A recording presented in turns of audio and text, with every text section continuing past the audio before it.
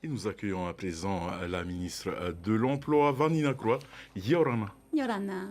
Fatih, 60% du budget consacré aux nouvelles aides à l'emploi seront orientés vers des CDI et du dispositif Tiama. Quelle différence avec le CAE et les CVD plébiscités par le précédent gouvernement et les communes comme FAA? Alors, ce sont des mesures d'aide à l'emploi, ce ne sont pas des mesures sociales. C'est vraiment, le but, c'est de créer de l'emploi, en fait, d'encourager plutôt les entreprises à créer de l'emploi, parce que l'emploi est un enjeu interministériel. Ce n'est pas moi qui vais créer de l'emploi, ce sont les entreprises qui vont créer de l'emploi. Donc, c'est un travail qu'on doit faire avec le ministre de l'économie, le ministre de l'énergie, le ministre également du secteur primaire, parce qu'il s'agit de travailler ensemble pour créer des emplois durables. C'est le but. Et les emplois durables doit être basé sur les ressources propres du pays, et notamment le secteur primaire, la nature, la culture, et on mise également sur le capital humain. Et donc, c'est toute la différence, en fait, par rapport aux précédentes mesures. On met vraiment le demandeur d'emploi dans un parcours d'insertion où il doit être, lui, d'abord être acteur. On ne peut pas l'accompagner s'il ne se lève pas d'abord et s'il ne se met pas en marche. Et c'est uniquement dans ce cadre-là qu'on accompagne le demandeur d'emploi vers son insertion, soit par de la formation, soit par des stages, soit directement sur un contrat aidé. Et dans ce sens-là, on va donc aider les entreprises à financer une partie du coût du travail. Parce que c'est une des raisons pour lesquelles, en fait, les entreprises hésitent à recruter. Ils n'arrêtent pas de le dire, c'est le coût du travail. Et c'est ce qui fait d'ailleurs aussi que certaines font plutôt appel à des patentés qu'à des employés pour justement réduire le... Parce que ça coûte trop cher de recruter quelqu'un. Au CESEC cette semaine, le président de la CPME a déclaré que, je cite, il y a de moins en moins d'entreprises qui utilisent des salariés. Elles sont au nombre de 5314 et ça ne fait que diminuer depuis 2009. Les entreprises préfèrent, semble-t-il, embaucher des patentés. Ça leur coûte moins cher en matière de charges sociales. Votre dispositif Tiama est-il viable sur le long terme?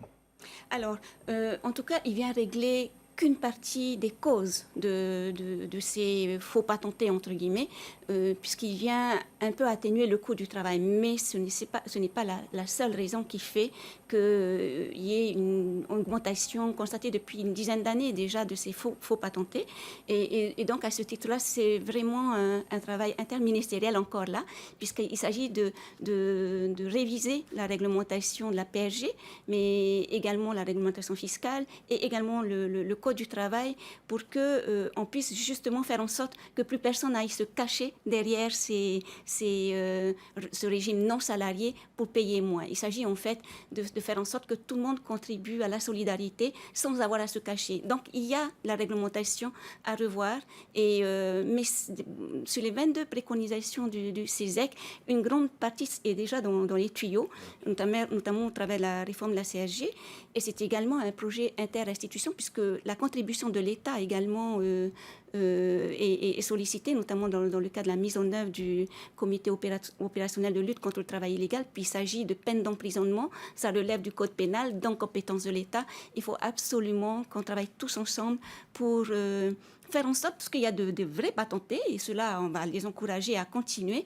mais surtout à voir ces personnes et surtout ces entreprises qui font appel à des patentés qui ne sont pas vraiment des patentés pour avoir à payer moins et qui misent sur leur profit et non pas sur le profit de toute la société.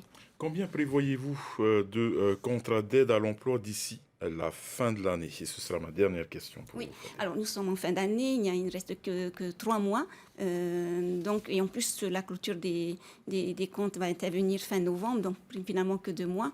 Donc, on a prévu 600 millions déjà, c'est inscrit au collectif du BP 2024 pour 2300 à peu près contrats, que ce soit des Tiama, des Tiaturi ou des Taïa ou des Tiapa, pour une contribution à la PSG, puisque comme le reportage le dit et le présente bien, tous les stagiaires ou les salariés qui vont bénéficier de ces mesures vont être affiliés donc au régime des salariés.